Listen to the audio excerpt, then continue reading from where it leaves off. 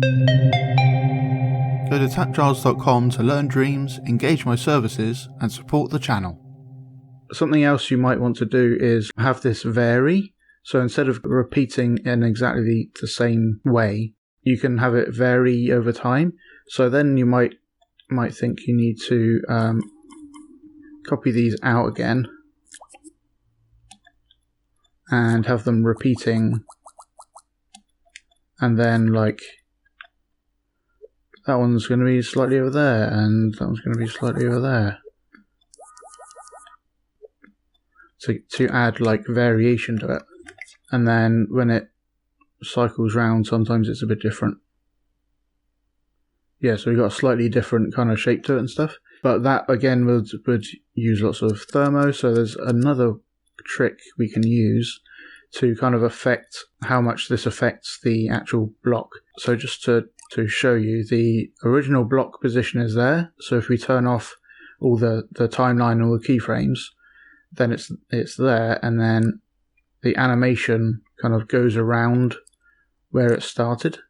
Yeah, so this other way of doing it is, if I just copy that out, actually, I'll turn that off. If we grab a value slider, then we can use that to power it, and then play time. So it's going around in a circle like that. If we actually power it less, so we just turn that down, then it's doing a smaller circle, because these keyframes are saying, relative to the original starting point, I want it to go up a bit and right a bit, something like that. So if you power it full, it will go that full amount, but if you power it half, it will go half that amount between the original position and the stored position. So if you do that to a whole timeline, that passes it down, and all of the keyframes are powered only by half or whatever. So then we can use something like a signal generator and wire that into the power. And if we just watch what that does, it actually goes down to 0, which turns it off entirely.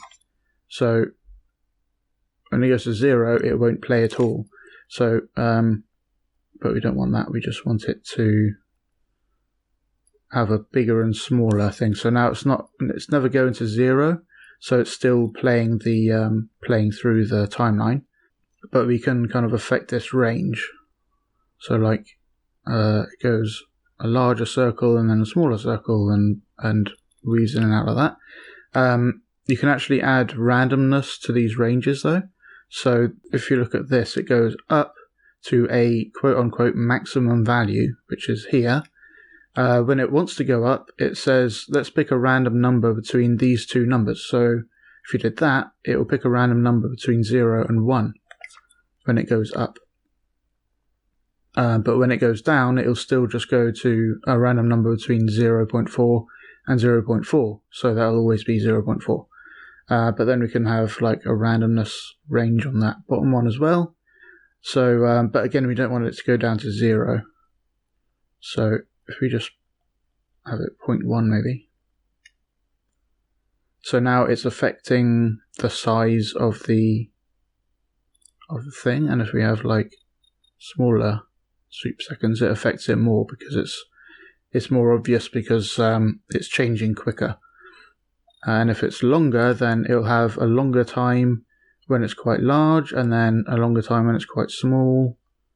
So if we wait until it gets smaller, so it's getting smaller and smaller, and then it gets smaller still. So you can use this to kind of add a little bit of randomization and life to a kind of repetitive animation, and then it feels a bit more like it's been handcrafted. Cool. So now I'll just make this be always sending a 1 by setting them both to 1, so it's always fully powered. And now I'll use another signal generator to affect the playback speed. So I can go and have a random range for that. So if it goes down here, it will go slow to a crawl, and then it will We'll speed up again. If we make it shorter, it will be more obvious what it's doing. Cool. And again, you can just set this to whatever range you want. So that's another way to add variation to an animation without having to, by hand, set all the keyframes to be slightly different. Another one might be if we want to like drag this over here, then you can just power the keyframe directly to affect it. So that's where it's meant to be, and this is where it wants to be, and it's averaging between the two. So if we actually power that to a lesser degree, or if we power it to 0, then this keyframe is just setting it to there. But as we increase that, then it's running the animation, but only affecting things by 0.1, and this is affecting things by 1. So it kind of adds up the different effects and then divides it by the total amount of power going on. So that's 1 plus 0.1 is 1.1. So then this becomes 95%, and this becomes 5%. But then if you turn it up to 1, then it's a ratio of 1 to 1. So it's kind of half over there and half animated circle down there. So again, you could, if we let that play normally, we can power this keyframe to a random amount, and then if I sweep seconds to that, have it pause, now it's just changing to a set new value. Let's do that, and we'll make that even further away, and you can see that it's doing a smaller circle because it's affected less, and it's moving more over there because it's affected more by that, and so on. And if you wanted, you could use the inverse of that. So instead of powering that by 1, you can power this by whatever value. Say this is powering it by 2/3. You can automatically power this by 1/3 to balance it out. So if I use a NOT gate, that's what this will actually do, because there's a number between 0 and 1.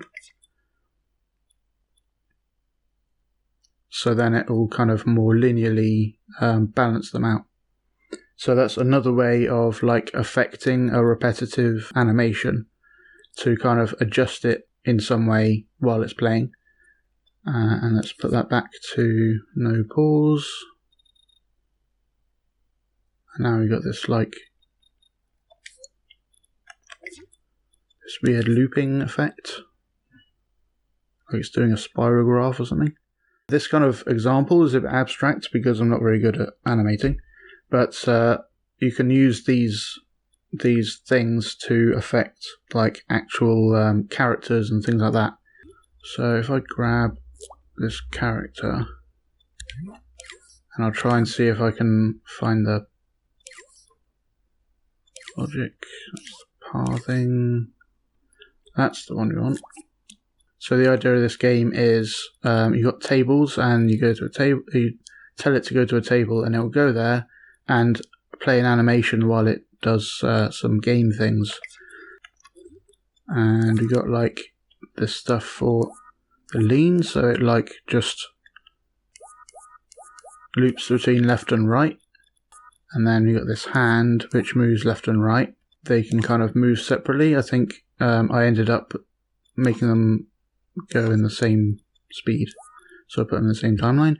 Then you've got this head looking left and right, but this is, so there's another way of doing this sort of thing.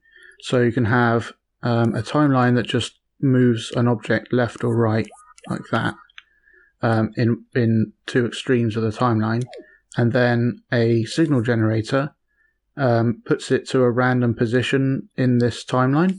So if I have that on the screen, so now it's looking left,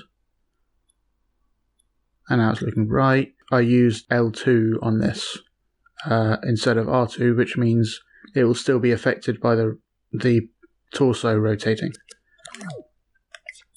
But it gives like a random, I'm looking over here, I'm looking over there, as to kind of simulate them looking at stuff on the table.